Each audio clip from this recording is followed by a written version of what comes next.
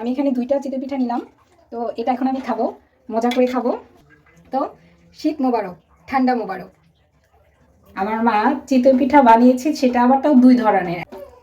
ওই যে নিচে পড়ে গেছে, দেখেন কি পরিমাণ ঘন হয়েছে, এই যে পিঠার উপরে লেগে লেগে আছে। এই কনকনে ঠান্ডার মধ্যে মন কি চায়? আমার মন তো চায় চিতই পিঠা ভেজানো, মানে ভেজানো চিতই পিঠা খেতে আমার শীতের মধ্যে দারুণ লাগে। আর সেটা যদি হয় মায়ের হাতে ভেজানো পিঠা, তাহলে তো কোনো কথাই হবে না। আজকে আমার মা চিতই পিঠা বানিয়েছে সকাল সকাল ঘুম থেকে উঠে, এবং সেই চিতই পিঠা দিয়ে আর বাটা দিয়ে আমরা সকালবেলাই ব্রেকফাস্টটা সেরে নিয়েছি। ব্রেকফাস্ট বলে ভুল হবে, প্রি ব্রেকফাস্ট। তারপরে আবার আমরা তো সকালের খাবার খেয়েছি, কেননা মা আজকে সকালে উঠেই সকালে রান্নাটা সেরেই কিন্তু চিতই পিঠা বানাতে বসে গিয়েছিল। এর জন্য সেই চিতই পিঠা বানানো মাত্রই গরম গরম আমাকে ঘুম থেকে উঠিয়ে বলছে, আসো উঠো, উঠে চিতই পিঠা দিয়ে ধনিয়া পাতা বাটা দিয়ে খেয়ে নাও, দেখবে অনেক ভালো লাগে। আসলেই জাস্ট দুর্দান্ত ছিল। আর খেতে এত টেস্টি, মানে বলে বোঝানোর মতো। এমনিতেই গরম পিঠা কিন্তু দারুণ লাগে খেতে। তার মধ্যে যদি ধনিয়া পাতা ভর্তা বা অন্যান্য ভর্তা থাকে, আমার স্পেশালি ভর্তা দিয়ে বেশি ভালো লাগে।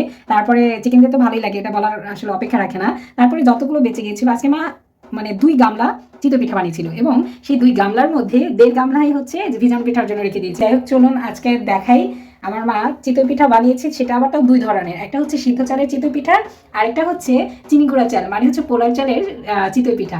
সেটাও খেতে কেমন হয় আজকে আমি ফার্স্ট ট্রাই করবো এটা, কারণ এর আগে আমি সিদ্ধ চালের এবং হচ্ছে আতপ চালের পিঠা খেয়েছি। এখনো পর্যন্ত পোলার চালের চিতই পিঠাটা খাইনি, এটা মা নতুন করেছে। যাই হোক, আজকে সেটা ট্রাই করতে পারবো। চলুন তাহলে দেখাই আপনাদের আমার মা যেসব পিঠা বানিয়েছে। এই যে এখানে হচ্ছে পোলার চাল দিয়ে যে চিতই পিঠাটা করা হয়েছে, সেটার হচ্ছে ভিজানো পিঠা। দেখে বুঝতে পারছেন, এই যে দেখুন সর উঠে গিয়েছে, মানে এতটা সুন্দর জাল করে নিয়েছে যে সর উঠে গিয়েছিল। এই যে এরকম অনেকগুলো আছে এখানেও।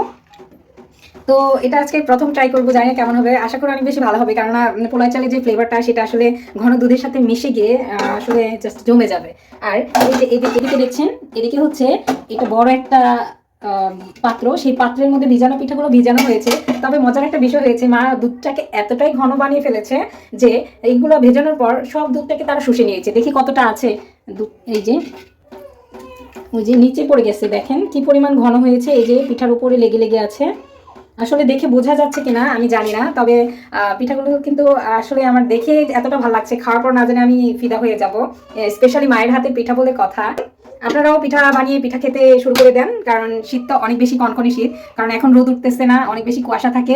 এই শীতের মধ্যে ঘরে বসে বসে সব ধরনের পিঠা খেতে কিন্তু দারুণ মজা। স্পেশালি লেপের ভিতর, কম্বলের ভিতর বসে বসে পিঠা খেতে কিন্তু অসাধারণ লাগে। তো আজকের মতো এখন আমি এখান থেকে চিতই পিঠাগুলো উঠিয়ে নিব। মানে এতটাই বেশি সফট হয়েছে, কি আর বলবো। এই দেখুন একদম সফট হয়ে পিঠা কি সুন্দর হয়ে গিয়েছে। আর দুধের পরিমাণটা এত ঘন ছিল, মানে বলার মতো নয়। এই যে দেখুন গ্রেভিটা কতটা ঘন হয়েছে, এটা খেতে জাস্ট দুর্দান্ত লাগবে। আমি এখানে 2টা চিতই পিঠা নিলাম। তো এটা এখন আমি খাবো, মজা করে খাবো। পিঠাটা এতটাই সফট হয়েছে যে চামিচ জাস্ট পড়া মাত্র এই যে এরকম ভেঙে যাচ্ছে। তো শীত মোবারক, ঠান্ডা মোবারক। মুখে দেওয়া মাত্র মিলিয়ে যাচ্ছে, জাস্ট ওয়াও। খেতে থাকেন, দেখা হবে নেক্সট ভিডিওতে। টাটা।